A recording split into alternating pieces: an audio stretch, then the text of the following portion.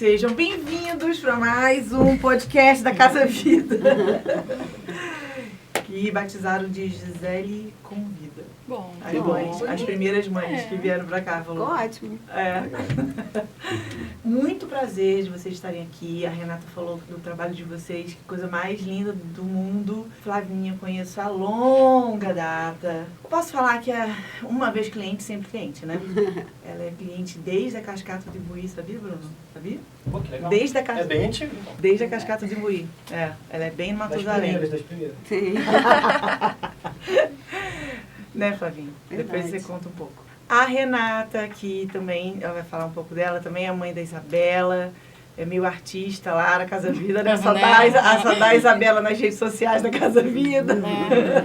Porque a mãe é blogueira, sabe? E ela que escolhe as músicas, tudo. Gente, as músicas são as melhores, Né? São as melhores. E vocês, eu gostaria que vocês falassem, né? Começassem a falar quem são vocês, ou um apresenta o outro, vocês ficam à vontade. A casa é de vocês, tá? Porque aqui é pra gente poder falar coisas que vão fazer a diferença na vida de alguém, ou de muitas pessoas, que assim eu vou espero. apresentar eles. Hã?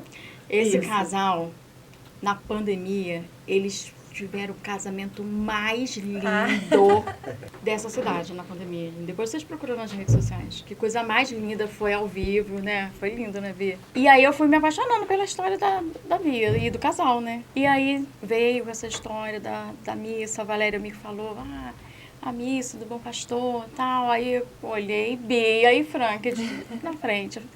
E é isso, gente, são uns lindos. Então, foi a partir de você que começou? Não, começou a partir da Valéria, do Teia. A Valéria do Teia. É, porque ela que conversou com o Padre Jorge, que foi ao bispo. Então, tem uma história, né?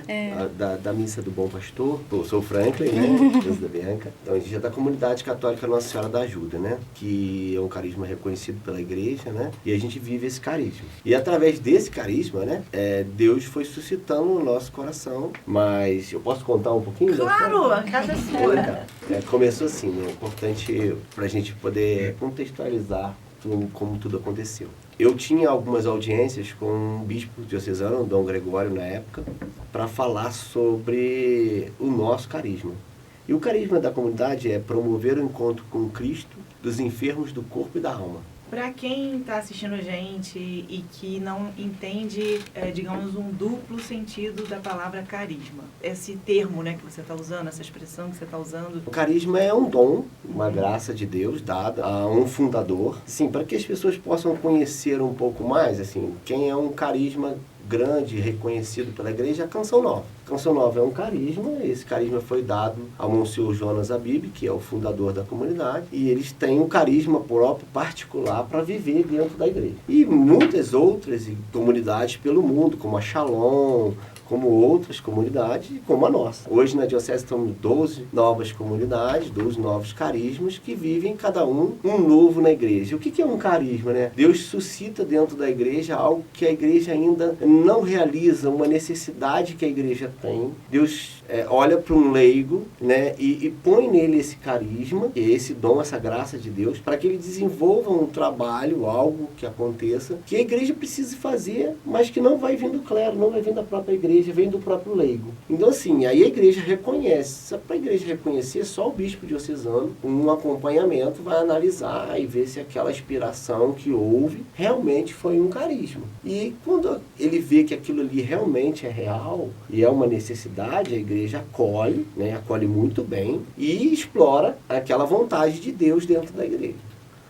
Então, assim, a gente vivia, né, através de uma revelação divina que aconteceu comigo há 15 anos atrás. E ali aconteceu, ele deu uma palavra fundante também, tem toda uma história, né, do carisma.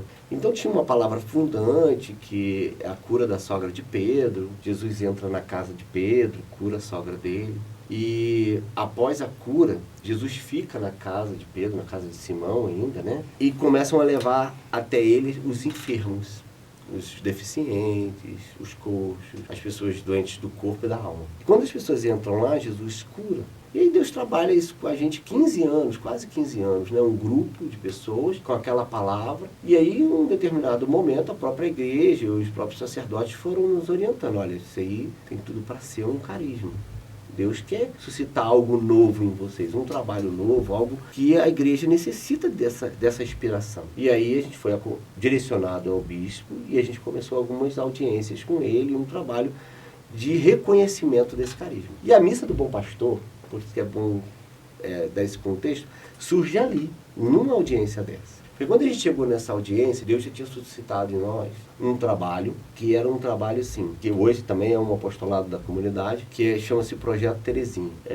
Projeto Terezinha porque uma senhora chamada Dona Terezinha, ela precisou de um andador, ela humilde, simples, precisava de um andador, não tinha como conseguir comprar na época. A família me ligou para algumas pessoas da comunidade, na época não comunidade ainda, era um grupo, um movimento, pedindo um andador. Procurei, não queria, ela vai usar por um período, é muito caro, a gente não consegue comprar. E a gente também procurou, não conseguiu um andador para ela emprestar. Aí decidimos, fizemos uma vaquinha e compramos um andador. E, infelizmente, ela fazendo o tratamento com o andador de um AVC que ela tinha sofrido, ela pegou o Covid e faleceu. Usou o andador um mês. E aí a filha veio me devolver o andador. Quando ela me devolveu o andador, eu falei, o que eu vou fazer com o andador? Aí Deus foi muito claro comigo, falou, olha, você precisou, não tinha com quem conseguir. Agora você tem e não tem o que fazer. Muitos estão esperando um andador, mas não sabem com quem pegar. E você tem um andador e não sabe para quem doar. Aí eu, então... Aí ele isso mesmo que você está pensando. Ponte. Vocês só vão precisar ser ponte. Muitos têm, não sabem o que fazer, muitos precisam, não sabem onde pegar. Eu levei essa ideia para o sacerdote, o padre Hernandes, que era o nosso pároco na época em São Pedro. Ele adorou a ideia. Nossa, muito legal. Cedo uma sala para vocês organizam. Começamos uma campanha nas redes sociais e começamos a arrecadar cadeiras de roda, cadeiras de banho, andador, muletas e tudo assim. Hoje a gente tem mais de 300 objetos. E a sala está vazia. Que máximo, né? E a gente não doa, a gente empresta pelo período em qual a pessoa precisa. Ela faz um contrato de devolver assim que ela terminar o uso. Toda vez que ela devolve, a gente passa por uma manutenção e empresta para a nova pessoa. Então, de 300 objetos, a gente atingiu mais de 1.000 pessoas com esse objeto. Porque eles já voltaram.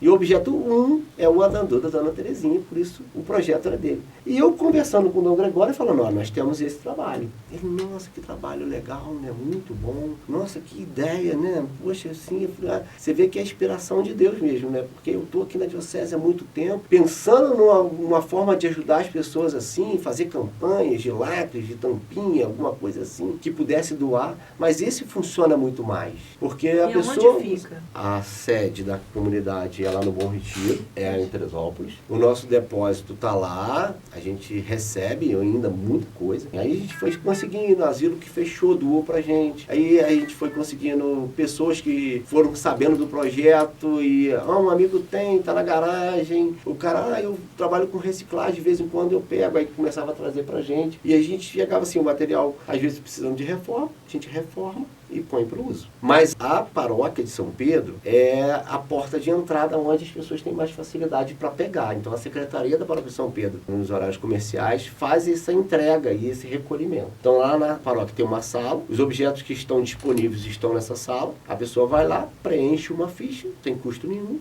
pega o seu objeto, usa pelo tempo que for preciso. A cada tempo a gente está ligando para essa pessoa, para saber, para monitorar o produto, né? E isso é para a comunidade, né? Não é uma coisa restrita. Não, aberto, independente da religião. Não é para os católicos que vão na missa, lá na paróquia, não. Qualquer pessoa chegou lá, identificada com o endereço, com o telefone, com tudo para o contato, ela pega o material se tiver disponível. Então, assim, tendo material disponível, não tendo disponível, ela pode deixar o nome também numa filazinha de espera, porque está toda hora chegando, e aí o próprio secretário liga para a pessoa vai lá e retira o material.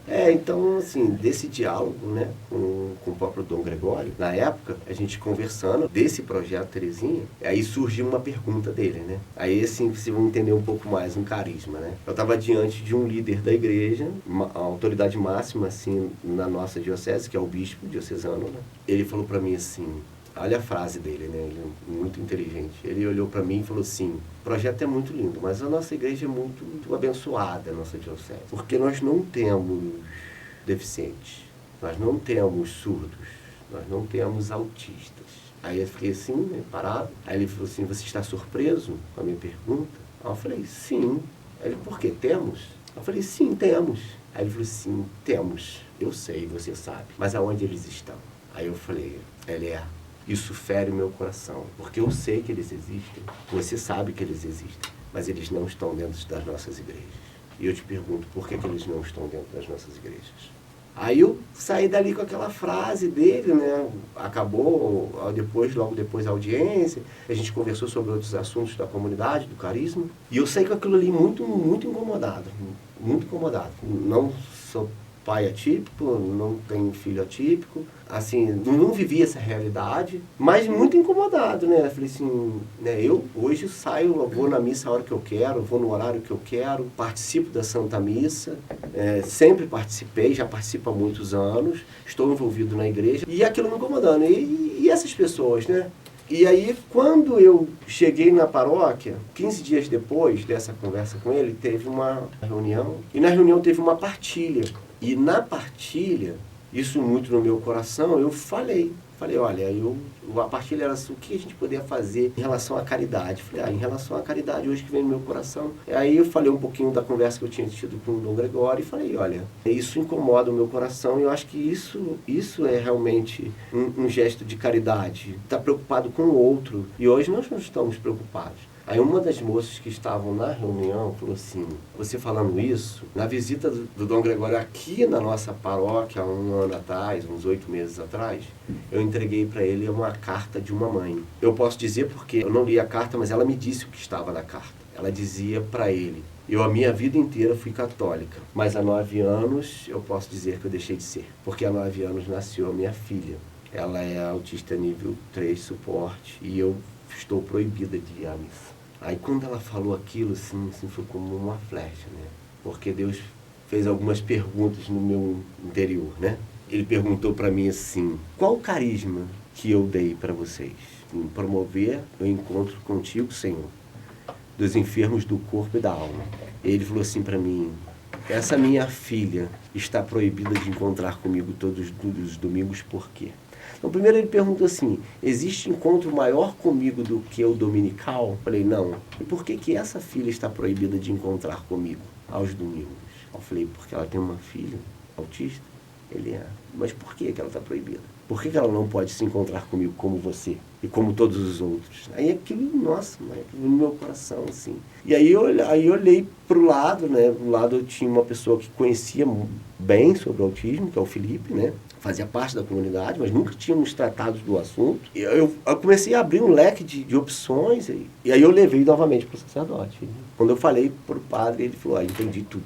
Aí eu comecei a entender o carisma, realmente o carisma vem para suscitar algo novo que a igreja não realiza. E aí o padre falou, olha, eu celebro, mas não sei nem como. Agora a organização toda com vocês. Aí entra a Valéria, né?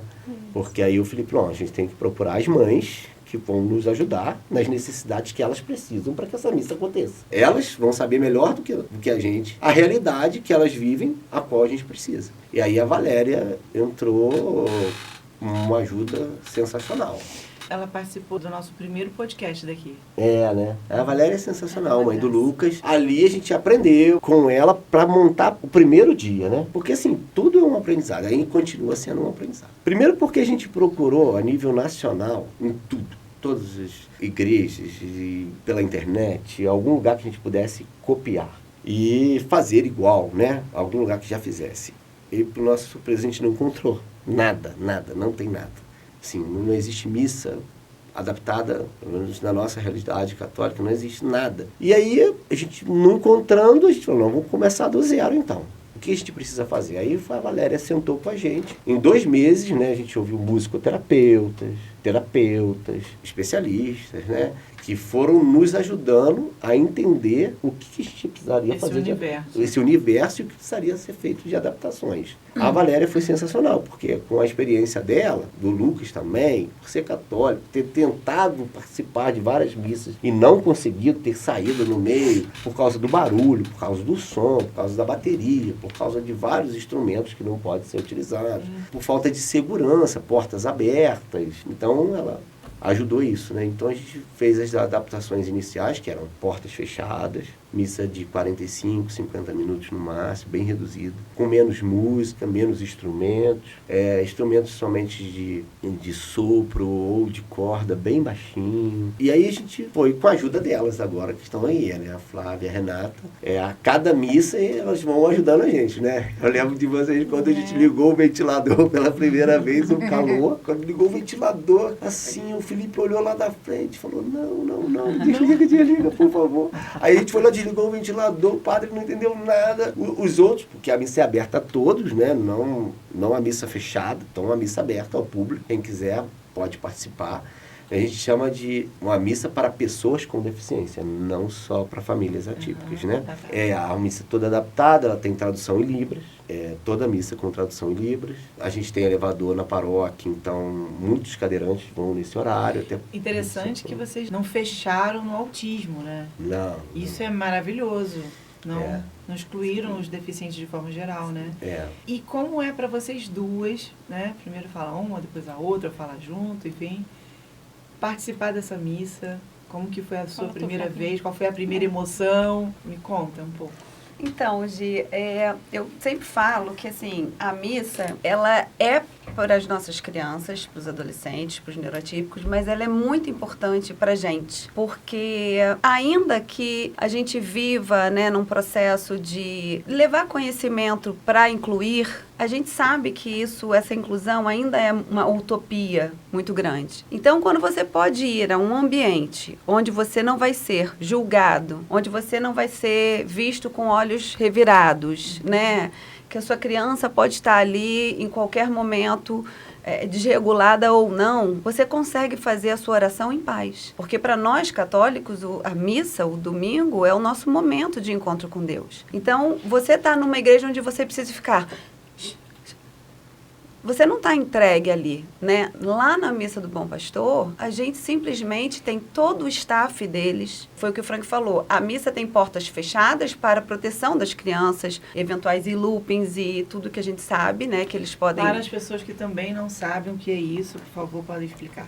Sobre o looping, que muitos autistas com os excessos, né? Com as sobrecargas, eles saem disparadas, saem, né? Correndo mesmo e a gente fica incapacitado de correr atrás deles, de eventual cair, sair enfim, da igreja, ainda mais lá em São Pedro, que nós temos uma escada muito íngreme, né? Então, assim, as portas são fechadas para essa segurança, mas é aberta ao público. A cada dia que passa, eu sinto mais que as pessoas vão lá entendendo que aquele momento, elas podem estar, mas aquele momento é nosso. Porque tem uns 10 dias eu escutei, eu não me lembro agora se era um professor ou se era um terapeuta falando, e eu acredito muito nisso. Os neuroatípicos, sempre que possível, devem ser incluídos, mas sempre que necessários, devem ter o seu espaço. E eu acho isso perfeito, porque a missa, por exemplo, é um lugar necessário que a gente tem de acolhimento, sabe? Para que todos estejam entregues ali. E o staff lá faz isso muito bem. Eles ficam em todas as portas. O Heitor, né, o meu filho, é autista, nível 1 de suporte. Ele pode sair. Se eu por acaso olhar, a Bia já tá lá assim, ó.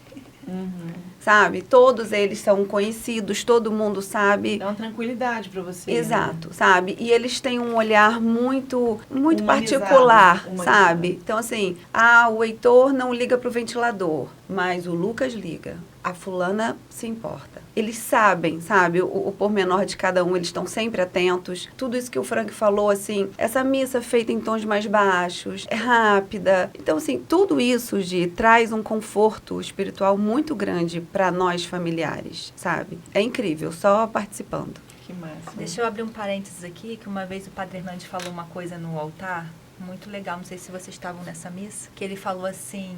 Essa missa, ela é para essas crianças e essas famílias.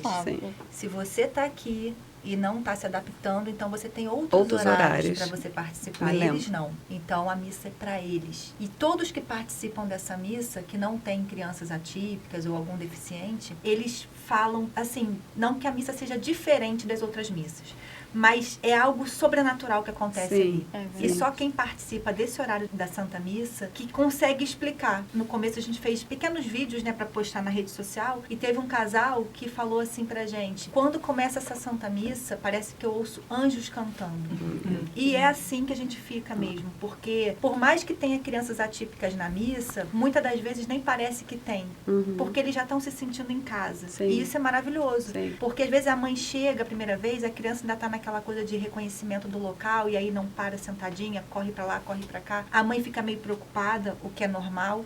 Igual o Padre Randy sempre falou, né? Mãe, calma, deixa seu filho. E a mãe acaba ficando mais quietinha, e a criança, conforme vai passando os domingos, né, e os pais vão levando, ela começa a se adaptar. E é tão bonito de ver. Algumas já passam em frente ao sacrário, já faz o sinal da cruz. Sabe? Às vezes não tem nenhum adulto por perto, a gente fica ali atrás para tomar conta das crianças, a gente consegue ter esse olhar, né? Vai beber água, aí vai, faz a genuflexão. E não tem ninguém para falar, faz isso, faz aquilo. E é muito bonitinho a forma que eles já olham pro altar. Teve o outro Heitor, se eu não me engano, né? Que falou: eu quero o pãozinho de Jesus.